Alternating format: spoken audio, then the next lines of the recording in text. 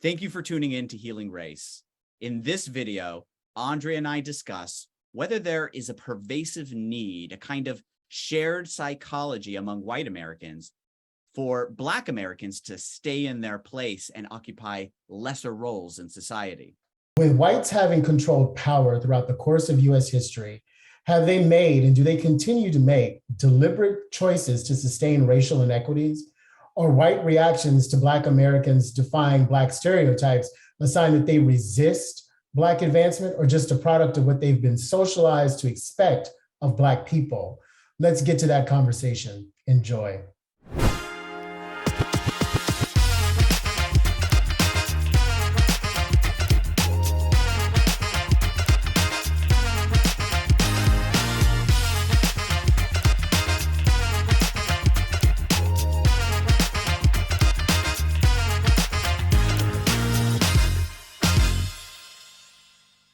When we were brought here, not only were we brought here to work, but it clicked to me. We were also brought here to occupy a role. So being that this country was founded by British people, English people, who were already living in a very rigid caste system themselves with the aristocracy, et cetera. And I know a lot about that now after studying history, English history on my own. There was really none of that existing here, even though it was a part of their psychological makeup. So by virtue of having slaves, it was natural that we would occupy that lesser role. And that has served as, one of the rungs in a caste system for, now centuries, right? And that's kind of what I mean is that when I talk about the right to a life, I'm also interpreting that as a no, you remain in your role.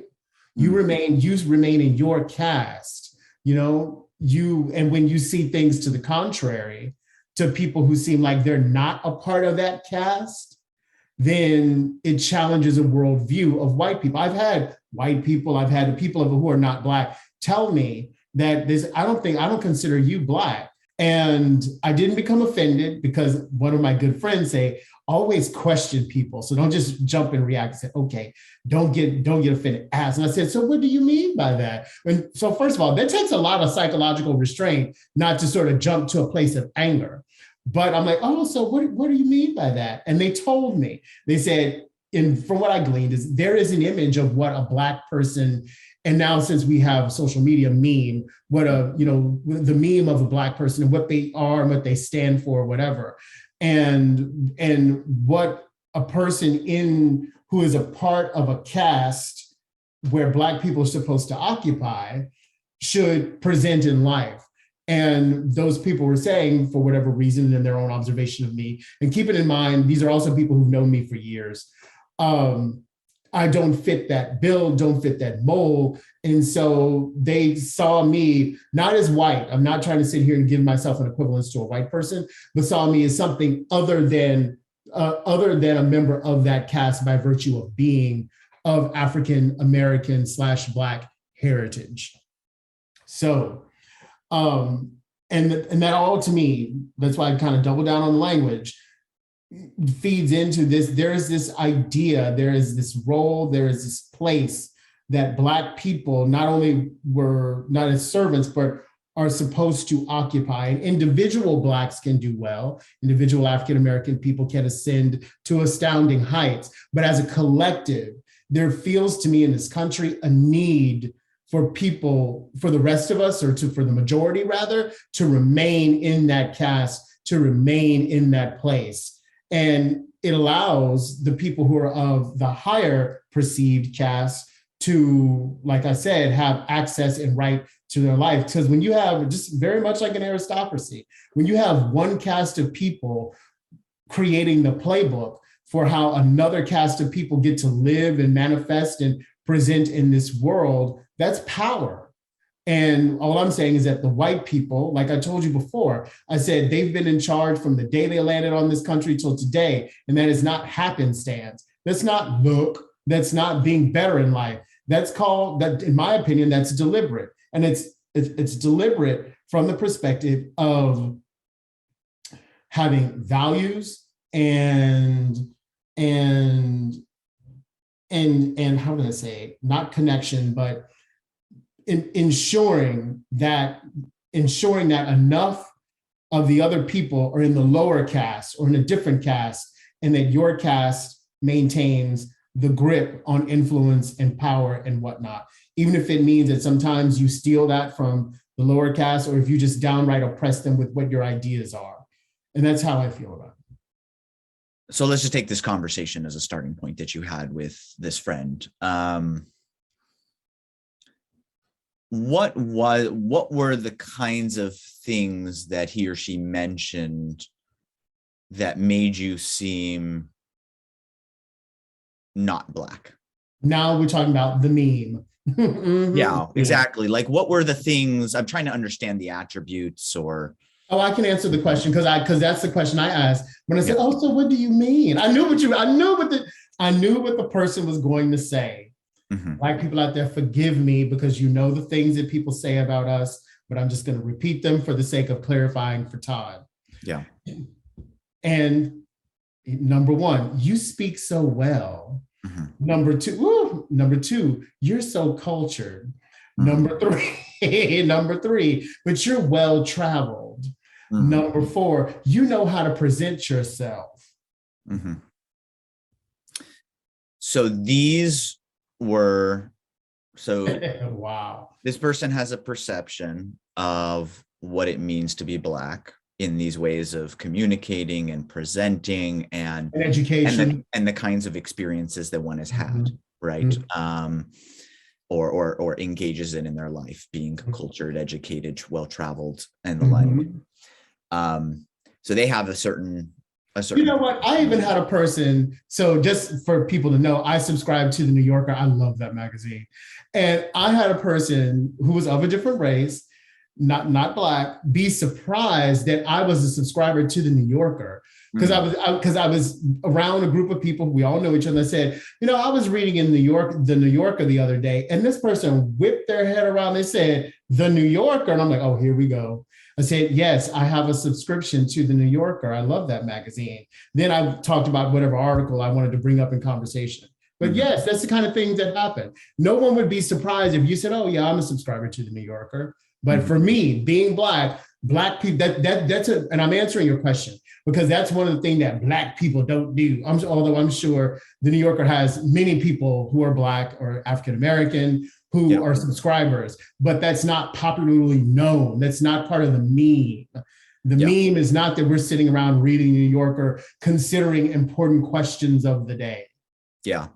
That are outside our own racial identity. People know that we consider important questions of the day, but they only believe it vis-a-vis our racial identity. They don't feel, in my opinion, that we consider important questions of the day that are outside of that. What I would say about the New Yorker person, and I'm not taking a position either way, just so you know, is I'm always hesitant about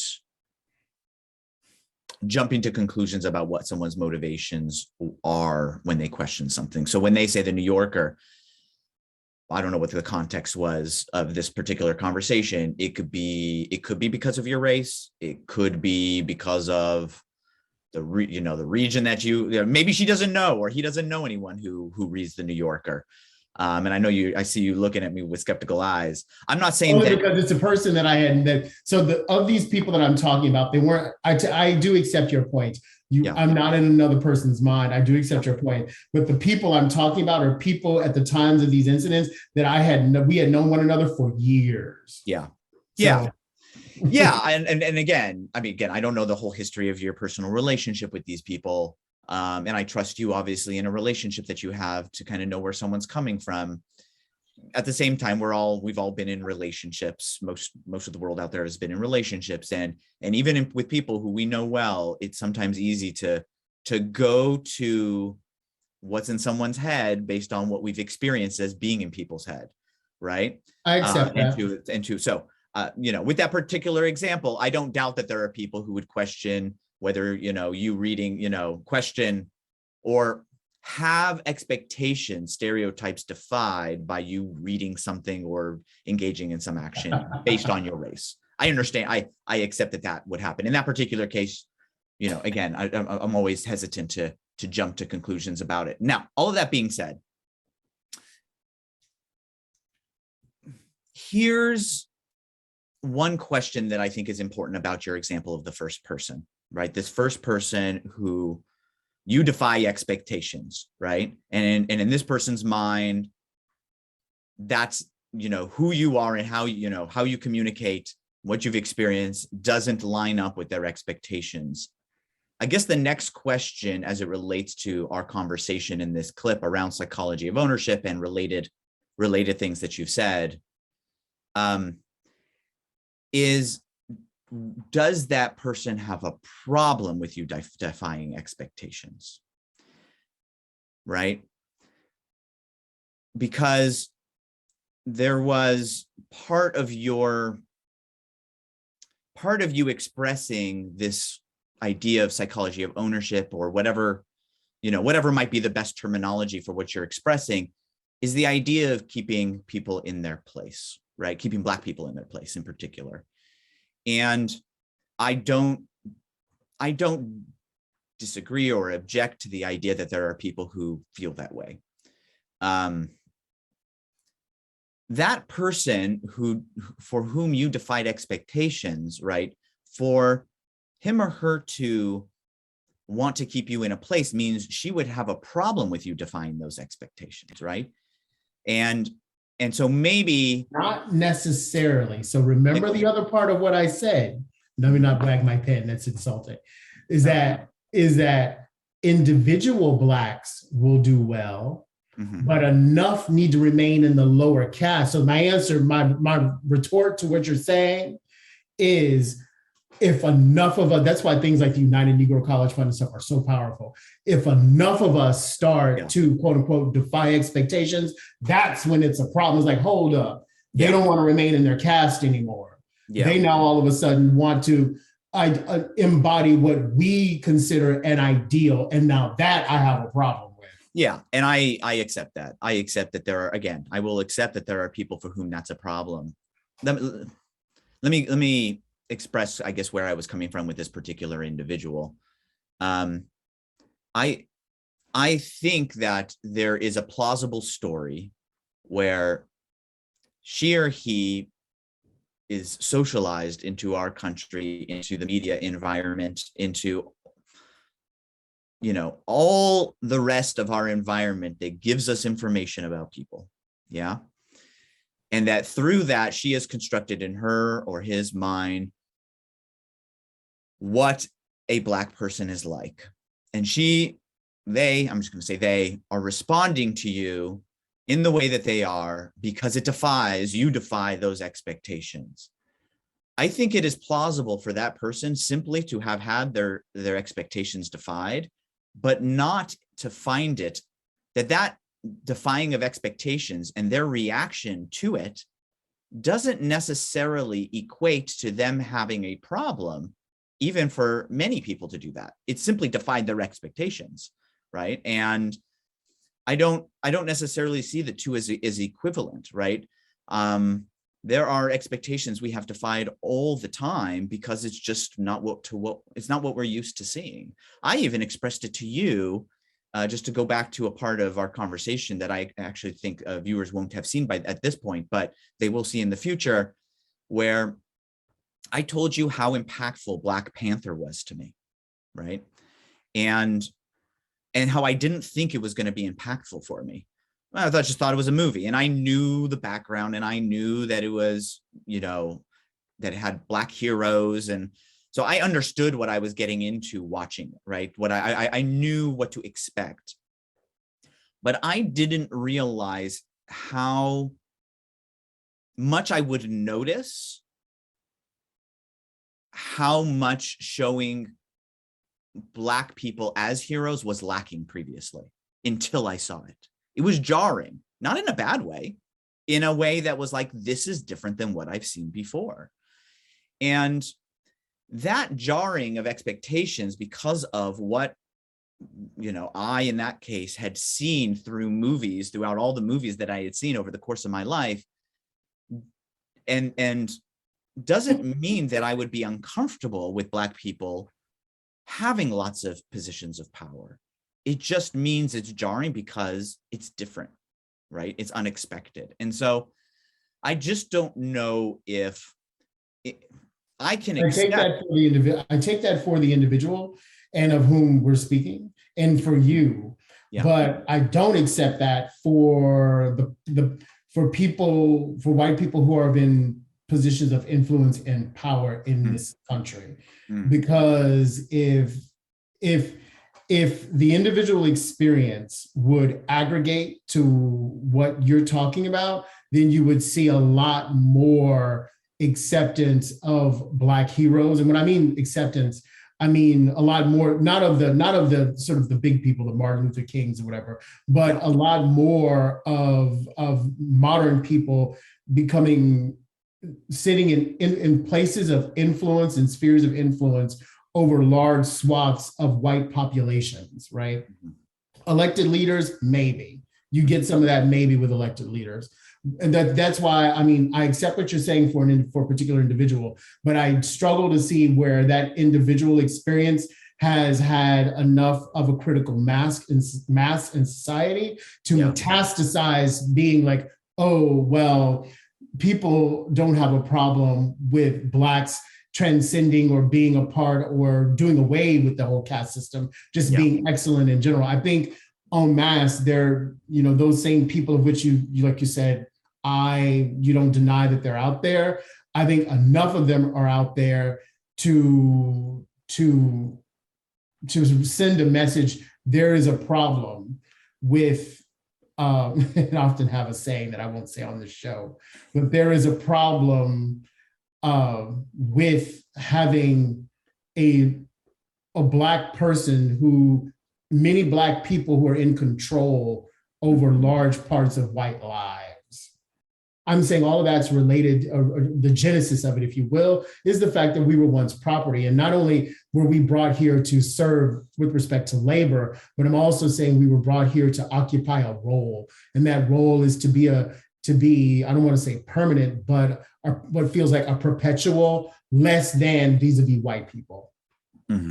Whether it's vis-a-vis education, vis-a-vis beauty, vis-a-vis anything, it's like, I kind of have a problem if a Black person, not me, but it feels like an ethos. There's a bit of a problem if a Black person outdoes a white person in this area, whether it's college admissions, whether it's winning a beauty contest, whether it's, wealth.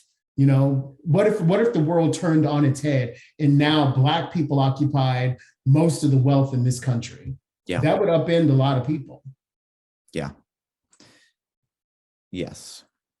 And the question is, so there's a broad question here, which is, you see, in large part, not completely, but in large part, what you see is a perpetuation of a level of inequality when it comes to economics and power. And you want to know, and you you have a story that you tell about how that could be possible, right? And that's important to distinguish. This is a narrative that has crafted based upon my observation of life in the United States and my own lived experience. Yes. Yeah. I'm not suggesting that this has no foundation in your experiences. Yeah. Or if I did suggest that, I apologize for that. That's not what I meant to get across. It's just that all of us are, trying to develop theories about why something is the way that it is when it matters. And I guess where we differ, now that I'm understanding what to you gives you proof or signals this kind of a broad existence of this psychology of ownership, is I think we could tell a similar but different story that would just be slightly different, or maybe very different. I don't know how different, but that just would be different as to why inequalities still exist the way that they do. And over the course of our conversations, I think we have talked about various forms of prejudice and discrimination. And there are some that I think we are in agreement on being decently prevalent. And I think there's some that we disagree on in being prevalent. And what I noticed in thinking and reflecting on those is that the ones where I have hesitation, not about it not existing, but about it being prevalent, are the ones that are more proactively damaging, for lack of a better term. I've noticed that about you. Yeah. So the ones that are about physical violence, for instance, I don't doubt that there are people who have a propensity to do that based on for racial reasons, based on racial motivations. Around ownership and kind of the taking of things from Black people, or at least, I mean, there's two ways that you described it. One was the taking, right? So taking parts of one's culture, and one was the right to a space that might be competitive. So the example of college admissions, there's only a certain amount of spaces, right? And so I have a right to that space because of my whiteness versus a person who's Black, right? Which you can see as a taking, but right, until someone actually has that space, you're not taking anything, you're just vying for it, right? And so those are the things that I don't doubt their existence, but I think we differ on their prevalence. Where I think we have agreement on, or large agreement on, is the hesitation to give up advantage in one's life. And I think importantly for the psychology of ownership, the inequality of supports that exist, right? And the reason I bring up the supports is because you heard me in that clip talk a lot about confidence, right? And I don't think I was clear on why I was even focusing on this idea of confidence.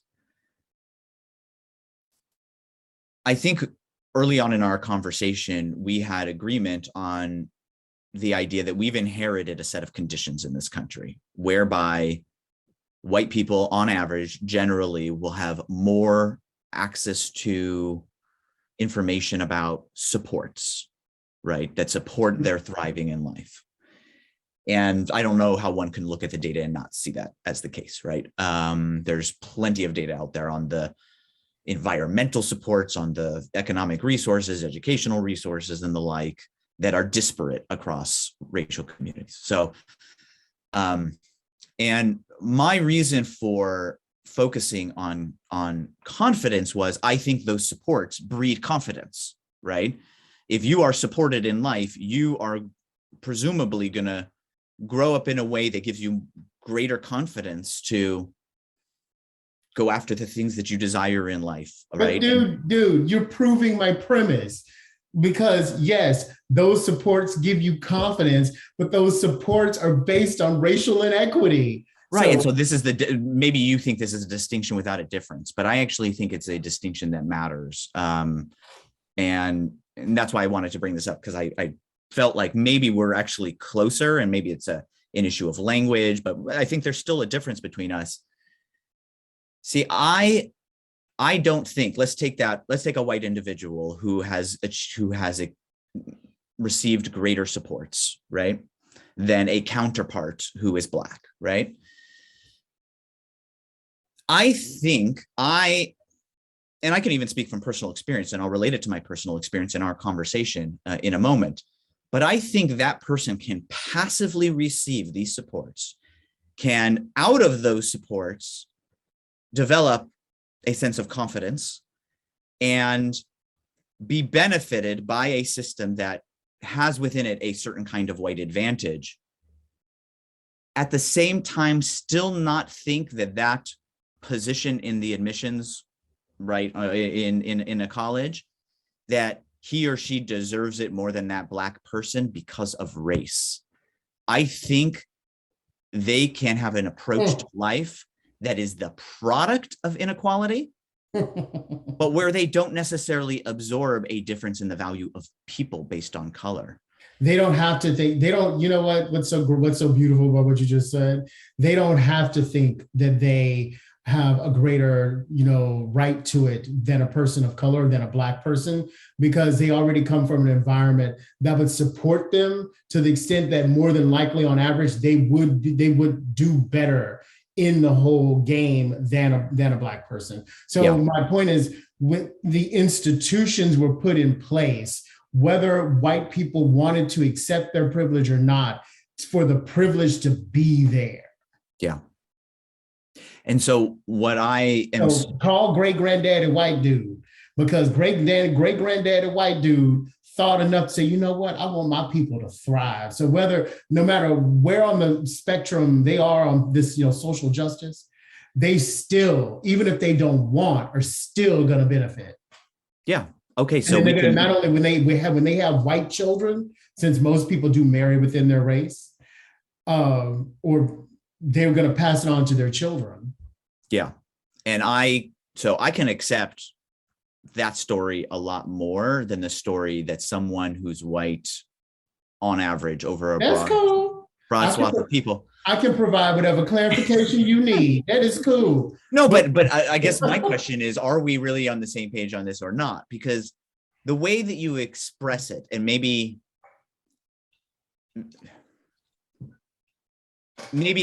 what I'm hearing and what you have in your mind is different. Okay. So I can accept that as possibly being the case. But when you say that someone has a psychology of ownership, meaning that they have a right to Black lives and what I'm saying both exist. You have the person who has the right, then you have the person who doesn't feel they have a right, but still who benefits. Okay. Because the institutions are in place for them to benefit. I'm saying both people exist. Okay. So both people exist, and there could even be overlap between the two. Mm-hmm. I guess I'm just curious. I see the person who has passively benefited from what was inherited through generations, right? And now perhaps supports policies that maintain that benefit, right? That don't seek change in some way, as being more prevalent than the person who really thinks that they have ownership over what Black people produce or have because of the color of their skin. I just see that as being more prevalent. But funny how the optics bear. I mean, I guess what is your opinion on that? Like, are you in the same camp that most of it is just a preservation of benefit, or that it's a kind of more active belief that it should stay the same because whites deserve this, that they have an ownership to it? Thank you for watching this episode of Healing Race. To see the answer to the question you just heard, stay with us for a link to our next video. If you want to see more Healing Race conversations, please subscribe to our channel, share this video with friends and family, and like and comment on the video below.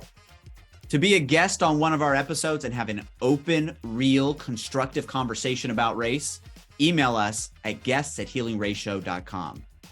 And if there are topics you think we should cover, we'd love to hear them. So email your ideas to topics@healingraceshow.com. Now, if you'd like to watch our next episode, go ahead and click the video below me. Or click the video below me to see a different compelling Healing Race episode. As always, thanks for your support. We look forward to continuing the conversation with you.